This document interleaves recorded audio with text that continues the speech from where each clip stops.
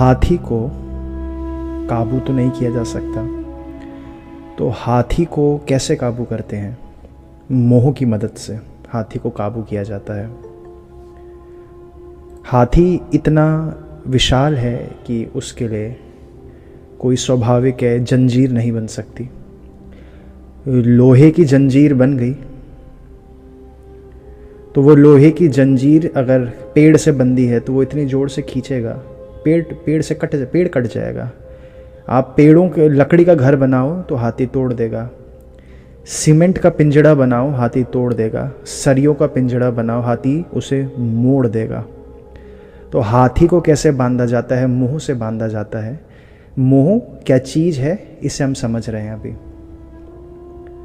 तो हाथी को मोह में डालने के लिए क्या किया जाता है? सामने एक फीमेल हाथी हथनी रखी जाती है दूर, और हाथी जब उसके करीब जा रहा है तो बीच में एक गड्ढा होता है जिसके ऊपर पत्ते रख दिए जाते हैं, और हाथी को नहीं पता चलता गड्ढा है क्योंकि उसे पत्ते दिख रहे हैं, उसे लगता है ज़मीन है। तो उस चलते चलते उस गड्ढे में गिर जाता है, और जब गड्ढे में गिर गया तो उसे भूखा छोड़ दिया जाता है कुछ दिन, 5 दिन, 6 दिन, 11 दिन, जितने भी थोड़ा थोड़ा जैसा भी मैनेज किया जाता है। उसे बहुत तड़पाया जाता है, बहुत तड़पाया जाएगा, बहुत थकाया जाएगा। और जब वो थक जाता है तो एक शक्तिशाली हाथी को भेजा जाता है गड्ढे की तरफ ही उससे लड़ने के लिए, और शक्तिशाली हाथी उस कमजोर हाथी को मारता है, फिर कमजोर हाथी को तड़पाता है। और तो इतना तनाव में आ गया वो हाथी, पहले तो भोजन नहीं है, थकान हो गई है, और ऊपर से फिर शक्तिशाली हाथी जो अभी अभी खाना खा के आया है, 2 किलो गन्ने खा के आया है, उसे अंदर फेंक दिया जाता है और उसे वो मारता है। और जो शक्तिशाली हाथी था जो कि ट्रेंड था पहले से, उसको फिर बाहर निकाल लिया जाता है। और जो कमजोर हाथी था, अब एक आदमी आता है, वो आदमी उस कमजोर पिटे हुए हाथी को कुछ भोजन देता है, और उस कमजोर पिटे हुए हाथी को किसी तरीके से एक डंडे के एक फट्टे के सहारे चलवाकर उस गड्ढे से बाहर निकाल लेता है। उस हाथी को जो पिटा हुआ है उसे लगता है ये आदमी कितना अच्छा है कि मैं इतने दिनों से परेशान था, इसने मुझे बाहर निकाल लिया और इसने मुझे भोजन भी दे दिया। तो उस हाथी को उस इंसान से मोह हो जाता है, और वो इंसान उस हाथी को एक नॉर्मल से रस्सी से भी बांधकर, एक टहनी से भी बांध देता है। तो उस हाथी को उस रस्सी ने नहीं रोका हुआ, उस हाथी को उस मोह ने रोका हुआ रहता है। क्योंकि मोह कब जनरेट हुआ, यहाँ पर आप देख पा रहे होंगे, 2 साल पहले हो सकता था आपकी लाइफ में कोई तनाव रहा हो, कोई भी हो सकता है तनाव, शायद आपको पता भी ना हो, ये पूर्णतः संभव है आपको नहीं पता हो क्या तनाव है। लेकिन उस तनाव का इलाज आपका आत्मा जानती थी कि ऑफिस में मिलेगा। हो सकता था उस ऑफिस में जाकर आपको जो चाय मिलती हो, या फिर चाय के साथ बिस्किट मिलते हो, आपके मित्र हो जो आपको जज नहीं करते हो, आपको कुछ सैलरी के अलावा कुछ रिश्तेदारी नहीं थी, वहाँ पर फ्रीडम थी। आत्मा वो फ्रीडम महसूस कर पाती है, जैसे वो हाथी फ्रीडम महसूस कर पाता है। जब आप तनाव में रहोगे, जितने तनाव में रहोगे, उसके बाद की जो शांति है वो आपको मोह के बंधन में बांधेगी। आप 14 किलोमीटर वैष्णो देवी चलकर जाते हो, जो भारत में तीर्थ स्थल है वैष्णो देवी, वहां पर आप 14 किलोमीटर चलकर जाते हो। उस रास्ते की जो तड़प है, जो तड़पा देती है रास्ता, थकान हो जाती है, शर्म आती है रास्ते में। अब लोग तो खैर बेशर्म होते जा रहे हैं, शर्म आती है कि हम देवी को देखने जा रहे हैं किसी, और हम रास्ते में खाना भी खाएं। जो साधक लोग होते हैं जो सच में जाते हैं वो कुछ नहीं खाते उस ट्रैवल के दौरान, पानी तक नहीं मांगते कि हम देवी के दर्शन करने जा रहे हैं। सुबह निकल जाते हैं 4 बजे, और जब तक देवी के पास नहीं पहुंचेंगे तब तक हम कुछ नहीं खाएंगे, नहीं कुछ पिएंगे, फिर प्रसाद खाएंगे, तभी उसके बाद कुछ खाएंगे, मुंह झूठा करेंगे। तो तड़प पैदा होती है, और तड़प पैदा होने के बाद वो देवी तो वही है, मूर्ति तो वही है, वो मूर्ति तो आपके घर पे भी माँ दुर्गा की वही हो सकती है, वैष्णो देवी भी वही है, लेकिन वैष्णो देवी जाना, उससे पहले का मार्ग, टिकट बुक करना, ये सब वो सब जो थकान है, वो आपको थकान की वजह से उस सुकून पैदा होता है। ये अपोजिट्स की दुनिया है, आप उस सुकून को आइसोलेट कर पाते हो। अगर वो थकान नहीं होगी, अगर वो तड़प नहीं थी, पहले से परेशानी नहीं थी, तो सुकून की आप कद्र नहीं करोगे। जब आप सुकून की कद्र करते हो, क्योंकि पहले थकान थी, तो सुकून से अटैचमेंट हो जाता है, हुक लग जाता है आपका, ऐसे हुक से जुड़ गए आप, तो फिर आप अपने ऑफिस से जुड़ गए। जब आप शरीर में नहीं थे, आपकी आत्मा तड़प रही थी। किस चीज की तलाश कर रही थी आत्मा? शरीर की तलाश कर रही थी आत्मा। हर जगह आप भटक रहे थे, शरीर नहीं मिल रहा था। जो बहुत बेचैन है वो तो गिलहरी के शरीर में भी खुश हो जाता, लेकिन आपकी आत्मा इंसान का शरीर खोज रही थी। और अब जब आप इंसान के शरीर में आते हो, तो ये इस वजह से हमें अपनी बॉडी का भी मोह हो जाता है। आप इतने सरलता से अब अपनी बॉडी का मोह नहीं छोड़ सकते। इस सारा का सारा जो दुनिया चल रही है, जो सिकंदर ने पूरी दुनिया हड़पना चाही, अकबर ने दुनिया हड़पना चाही, वो क्या है? वो बॉडी की वजह, बॉडी का मोह, ये मान, ये मैं हूँ, अकबर हूँ। वो भूल गए कि हम आत्माएं हैं, सब भूल जाते हैं। आप कसमें वादे तो कर आते हो, अगर आपके हिसाब से कोई परमात्मा है, उससे आप बोल कर आते हो, ये यमराज से बोलते हो कि एक बार हमें एक और मनुष्य का जीवन दे दे, अब हम मोह में नहीं फंसेंगे, क्योंकि उस वक्त तो तड़प है, बस शांति मिल जाए। हम मोह में नहीं फंसेंगे, हम लोभ में नहीं फंसेंगे, हम बस ध्यान करके मुक्त हो जाएंगे। लेकिन जैसे अब आपको शरीर मिलता है, आपको शांति मिलती है, और शांति मिलते साथ अब आप मोह में जुड़ जाते हो। तो शांति, यहां पर आप मोह तो भूल जाए, मोह तो कुछ नहीं है। मोह है तो लोभ है, तो क्रोध है, तो अहंकार है, काम वासना है। वो पहले भयानक अशांति थी, और अशांति की पूर्ति, अशांति को ठीक आपने अपने ज्ञान से नहीं करा, आपने किसी और की मदद लेकर अपनी अशांति को खत्म करा था। आपने अपनी अशांति का लेन देन कर लिया था, दूसरों ने आप पर ध्यान दिया।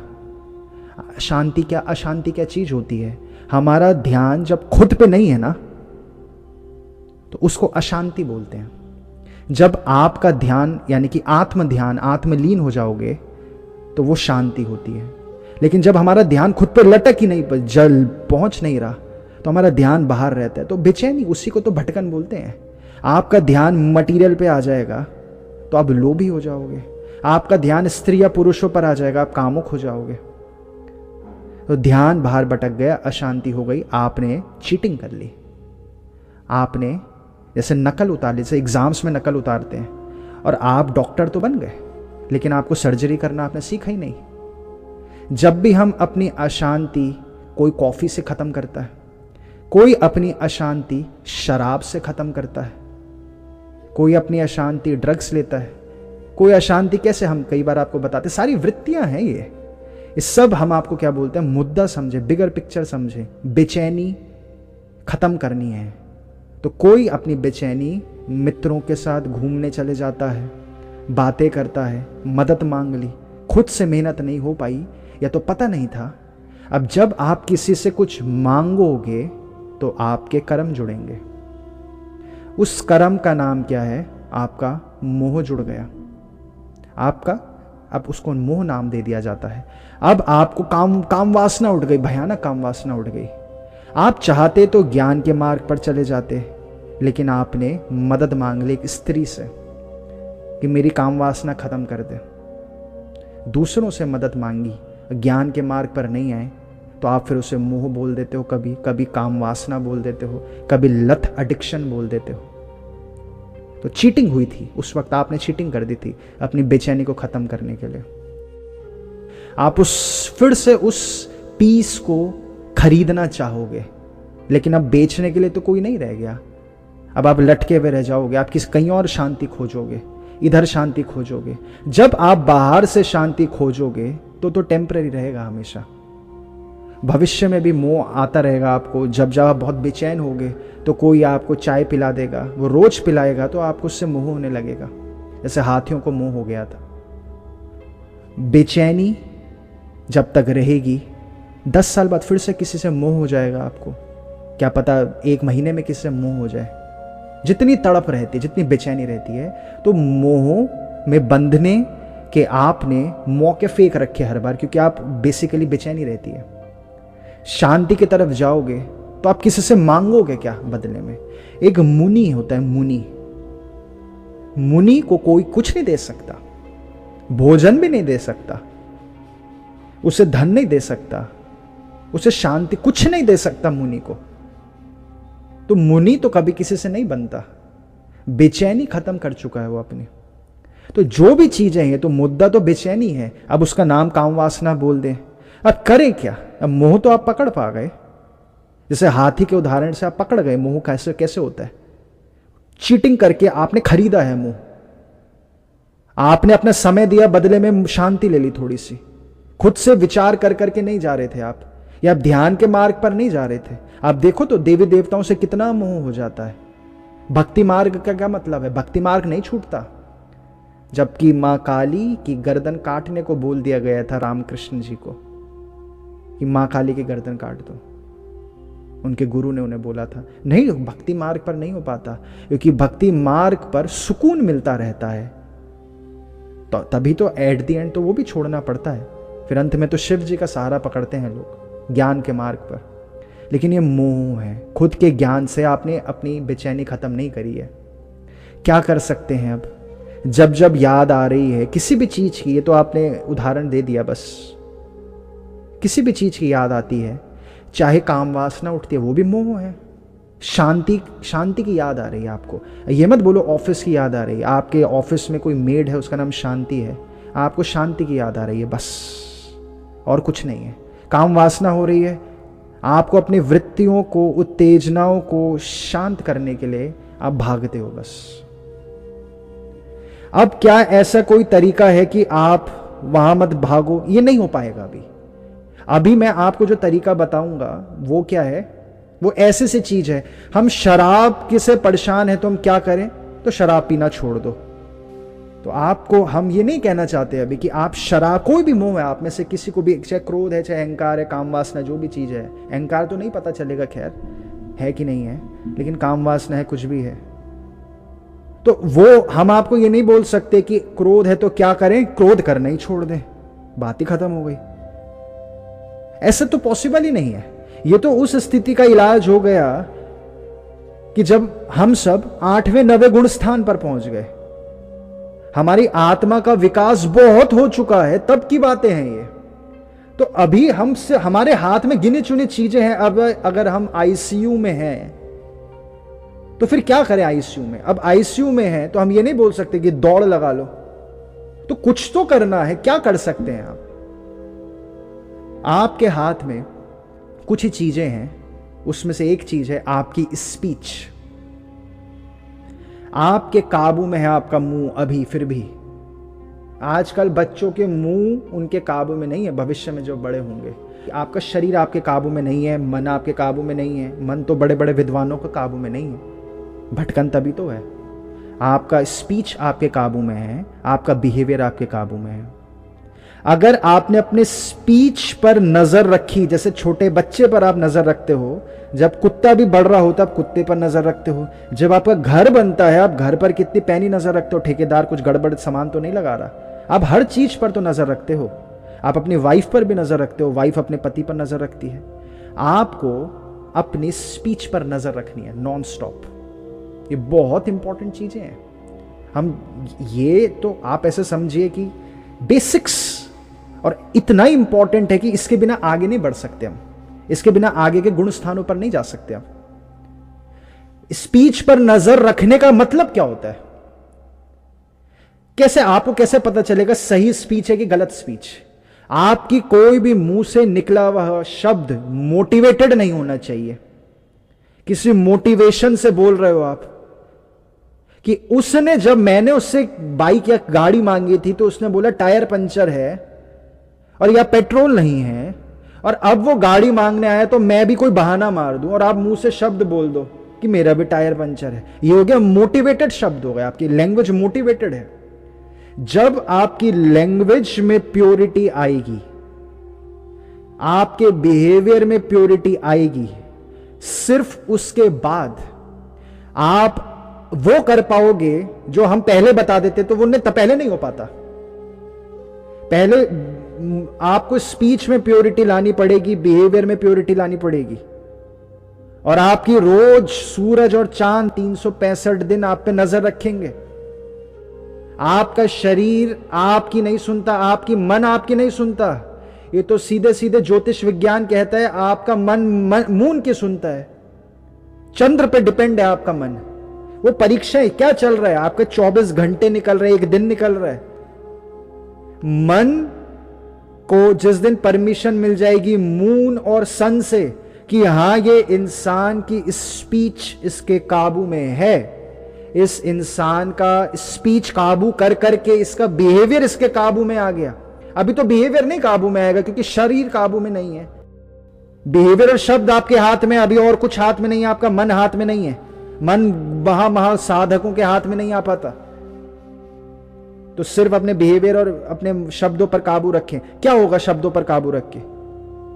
याद आती रहेगी आपको, लेकिन अपने मुंह से शब्द नहीं निकालने। इससे क्या होता है, याद आती रहेगी मुंह पर, नॉन स्टॉप शब्दों पर ऑब्जर्व करो, क्या होगा? बेसिक्स पर पहुंचोगे, क्या आपका अटेंशन स्पैन लंबा होगा। जब आप लगातार अपने शब्दों पर ध्यान लगाओगे, आपका अटेंशन स्पैन लंबा होने लगेगा। अगर आपका अटेंशन स्पैन लंबा नहीं हुआ